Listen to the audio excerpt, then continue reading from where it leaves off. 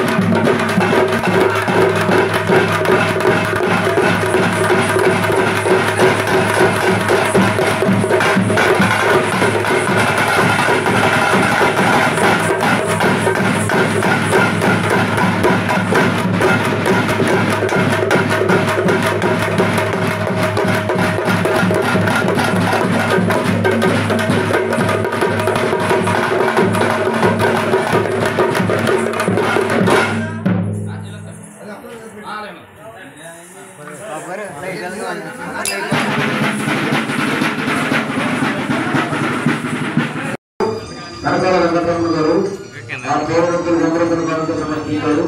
వారిని వారి కుటుంబాన్ని ఆ పూర్వవంతులు దర్శించాలని ప్రార్థిస్తున్నాం.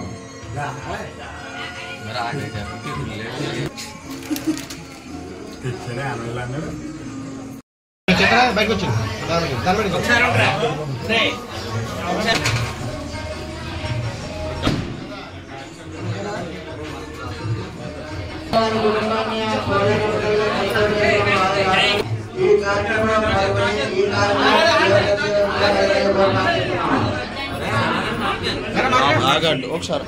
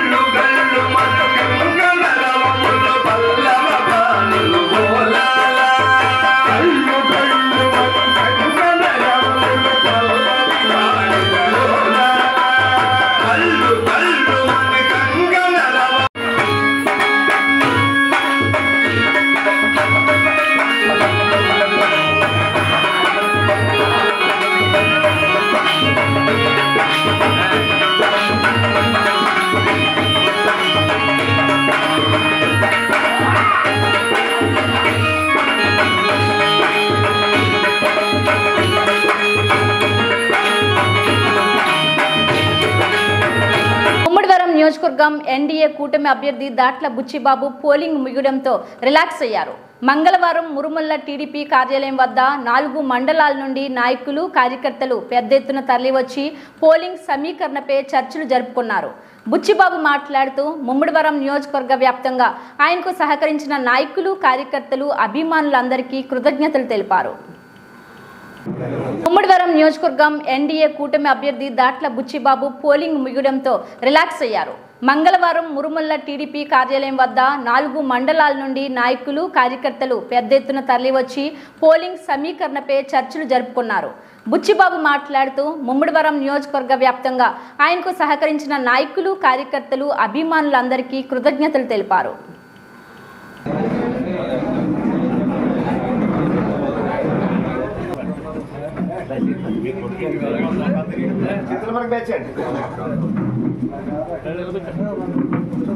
ముమ్మడివరం నియోజకవర్గ ప్రజలందరికీ, తెలుగుదేశం, జనసేన, బీజేపీ పార్టీ కుటుంబ సభ్యులందరికీ పేరు పేరు నమస్కారాలు. మరి ఎన్నికల సందర్భంగా మొదటి రోజు నుంచి కూడా పోలింగ్ పూర్తయ్యే వరకు కూడా మన 3 పార్టీల నాయకులు, కార్యకర్తలు పెద్ద ఎత్తున ప్రచార కార్యక్రమంలో పాల్గొని చివరిగా పోలింగ్ చివరి దశ వరకు కూడా నాకు అన్ని రకాలుగా ప్రత్యక్షంగా కానీ పరోక్షంగా కానీ అందరూ కూడా పూర్తి సహాయ సహకారాలు అందించి నన్ను విజయం దిశగా సహాయ సహకారాలు అందించిన మన నియోజకవర్గ ప్రజలందరికీ కూడా పేరు పేరున పాదాభివందనాలు తెలియజేసుకుంటూ, మరి వచ్చేది మన ప్రభుత్వం, మీ అందరి సహకారంతో నన్ను శాసనసభకు పంపిస్తారు కాబట్టి మన నియోజకవర్గానికి అభివృద్ధి పదంలో నడవడానికి నా సాయశక్తిలో కృషి చేసి మన నియోజకవర్గ అభివృద్ధికి కృషి చేస్తానని చెప్పి మీ అందరికీ కూడా తెలియజేయడం జరుగుతుంది.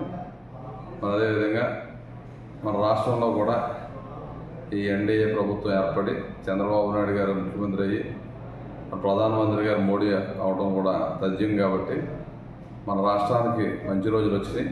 మన యువత అందరికీ కూడా ఉద్యోగ అవకాశాలు కానీ, మన రైతులందరికీ కూడా అన్ని రకాలుగా సహకరించే ప్రభుత్వం ఉందే కాబట్టి మరి ఒక పక్క రాష్ట్ర అభివృద్ధి, రాష్ట్రానికి జగన్మోహన్ రెడ్డి వచ్చిన తర్వాత ఈ రాజధాని లేకుండా చేసేది, దాన్ని మళ్ళీ పునర్నిర్మించుకోవాలి. మన రైతాంగం గురించి చంద్రబాబు నాయుడు గారు పోలవరం ప్రాజెక్టుని 72% పూర్తి చేశారు కాబట్టి దాన్ని కూడా తొందరలో పూర్తి చేసుకుని ప్రాజెక్ట్ని పూర్తిగా సాగునీరు, తాగునీరు మన రాష్ట్రానికి అంతగా ఉపయోగపడేలా చేయాలని చెప్పి ఒక కార్యదీక్షతో చంద్రబాబు నాయుడు గారు ముందుకెళ్ళారు కాబట్టి అది కూడా పూర్తి అవ్వాలి.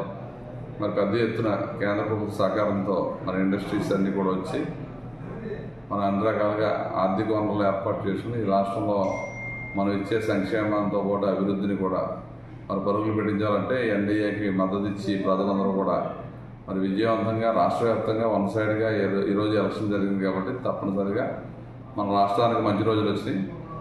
మన నియోజకవర్గానికి కూడా మీ అందరి సహకారంతో నాకు అసెంబ్లీకి పంపుతున్నారు కాబట్టి రెట్టింపు ఉత్సాహంతో మన నియోజకవర్గ అభివృద్ధికి ఎప్పుడూ కూడా కృషి చేస్తామని చెప్పి తెలియజేసుకుంటూ మరొకసారి మన నియోజకవర్గ ప్రజలందరికీ కూడా పాదాభివందనాలు తెలియజేసుకుంటాం.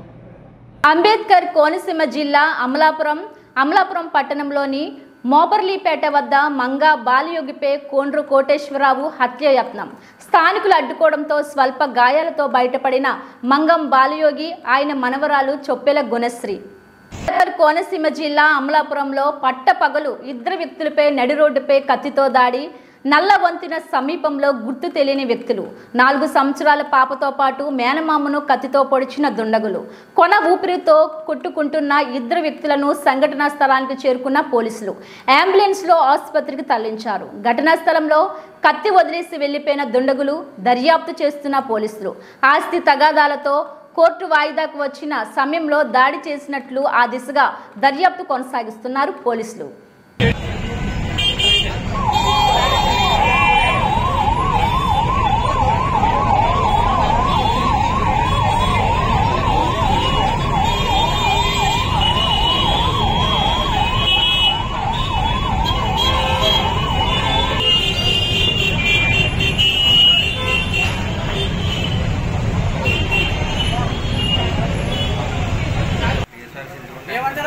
అప్పుడు ఇద్దరు వాళ్ళ అత్తగారు రానవారు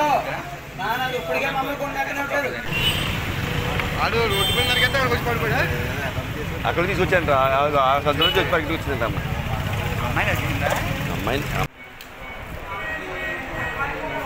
గాయాలు ఎక్కడ జరిగాయండి ఒళ్ళు ముక్కుగా తల కూడా తగ్గిందా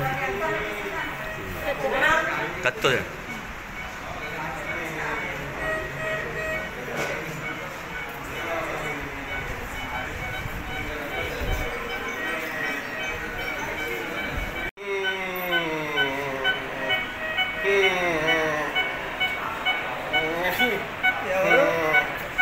అడుగు అడుగు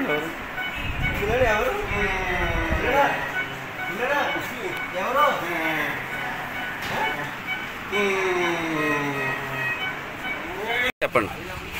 నా పేరు మంగం నవీన్ సార్. మాది సమనస గ్రామం మంగంవారిపేట. గత 2021 సంవత్సరంలో మా మీద నేరం మోపబడింది. మాకు ఏ విధమైన నేరం లేదు, మా మీద ఏ విధమైన తప్పులు లేదు అని చెప్పేసి అన్నా సరే మా మీద మర్డర్ కేసు మొత్తం మా కుటుంబం మొత్తాన్ని కూడా మర్డర్ కేసులు ఇరికించారు. మేము చూసాం అని చెప్పేసి విట్నెస్లు వచ్చారు. కానీ తన తల్లిని తనే నరుక్కొని ఆ కత్తి మా చేతిలో ఉండడంతో మమ్మల్ని కేసులో ఇరికించేసి మమ్మల్ని ఇరికించేశారు, ముద్దాయిలు చేశారు. మొత్తం కుటుంబం మొత్తాన్ని కూడా తీసుకెళ్ళి స్టేషన్లో పెట్టారు, జైల్లో పెట్టారు. 4 నెలలు జైలు శిక్షణ అనుభవించాం. బయటకు వచ్చిన తర్వాత మమ్మల్ని ఎక్కడ ఉండొద్దని అన్నారు. సొంత కొంపు కూడా లేకుండా అయిపోయింది మా బతుకు.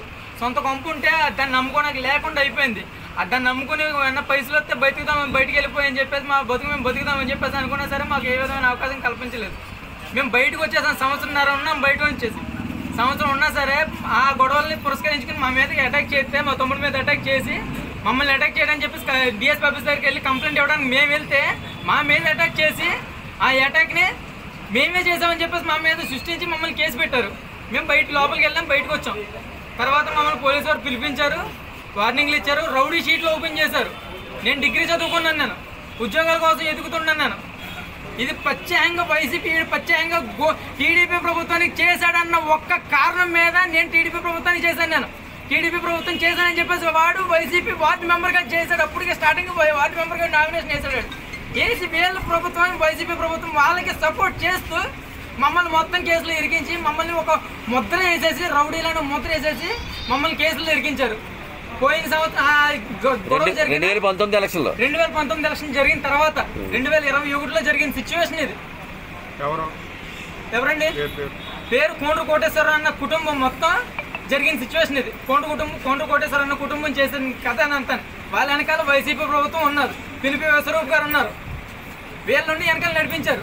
వీళ్ళ వెనకాల మరీ ముఖ్యంగా మాకు సంబంధించి మా గ్రామ కమిటీ అధ్యక్షుడైనటువంటి మన మహానుభావుడు గోడ సత్యనారాయణ గారు వెనకుండి చిత్రం నడిపించారు ఇట కథ అంతా. ఇవాళ జరిగింది చెప్పండి. ఇవాళ జరిగింది మేము అసలు జరిగిన సిచ్యువేషన్ ఏంటంటే మా మీద 3 సార్లు అటాక్ చేశారు. అయ్యా మా మీద అటాక్ చేస్తున్నారని చెప్పేసి చెప్పాం.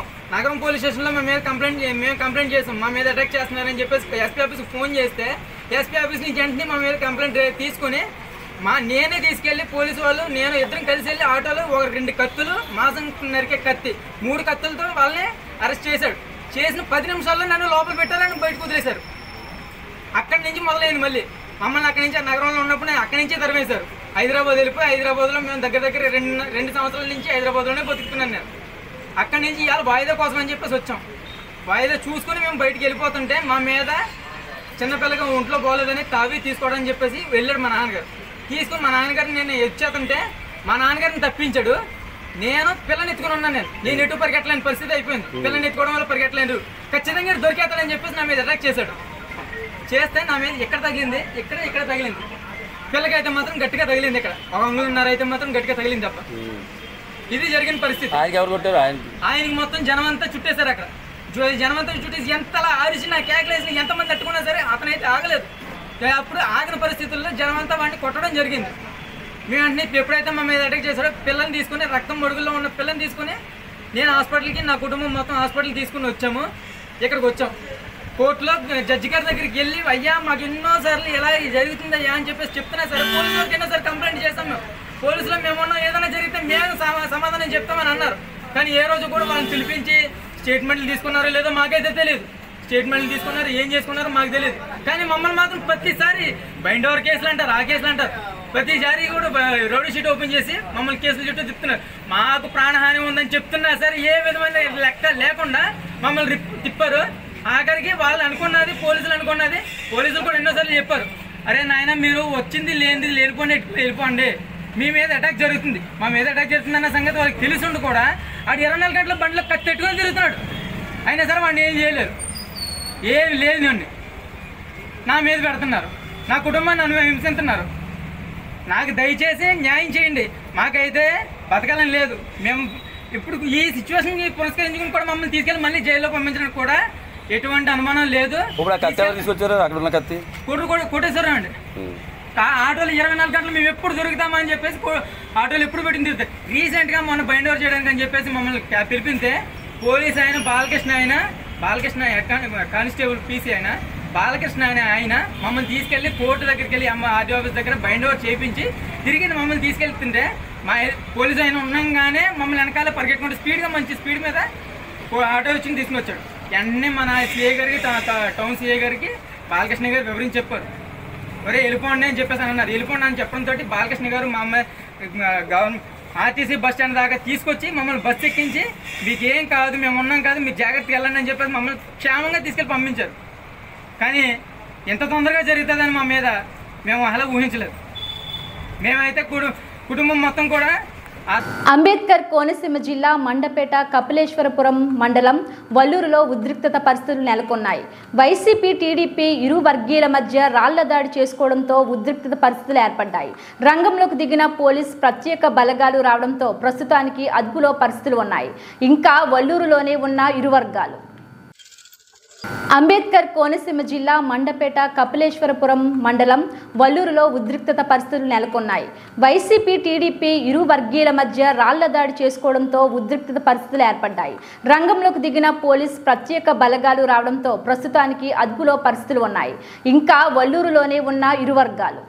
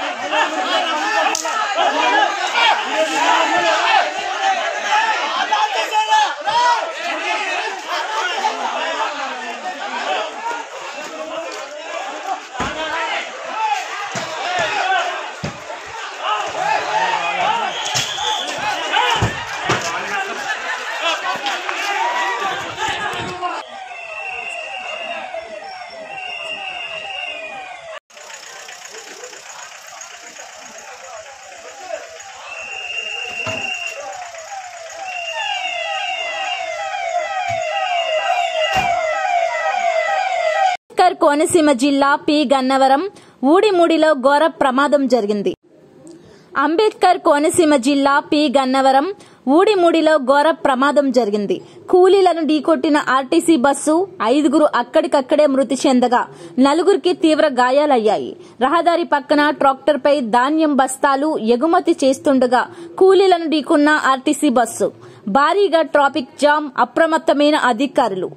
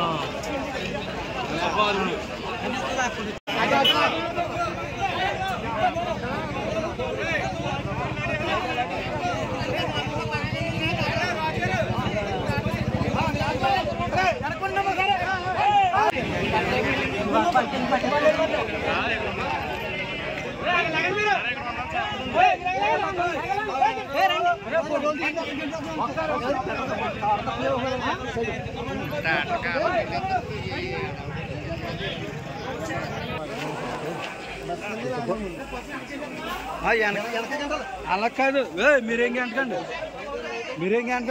ఇక్కడ రండి ఎలాగ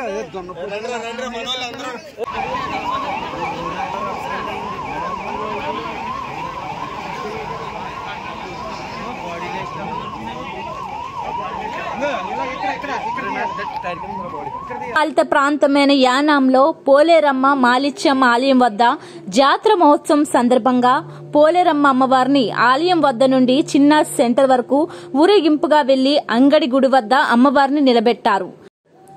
కేంద్ర పాలిత ప్రాంతమైన యానాంలో పోలేరమ్మ మాలిత్యమ్మ ఆలయం వద్ద జాతర మహోత్సవం సందర్భంగా పోలేరమ్మ అమ్మవారిని ఆలయం వద్ద నుండి చిన్న సెంటర్ వరకు ఊరేగింపుగా వెళ్లి అంగడి గుడి వద్ద అమ్మవారిని నిలబెట్టారు. ఈ కార్యక్రమంలో గ్రామ ప్రజలు, ఆలయ అధికారులు పాల్గొన్నారు.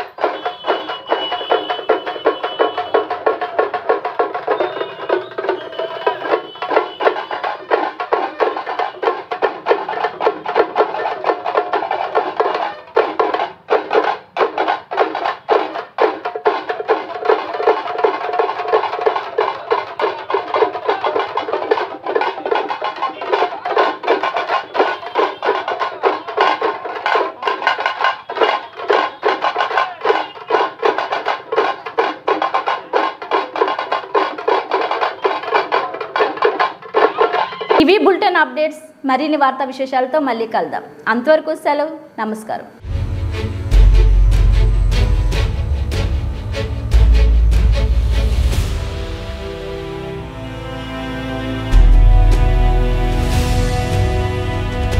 బీ న్యూస్, వాస్తవాల ప్రతిబింబం.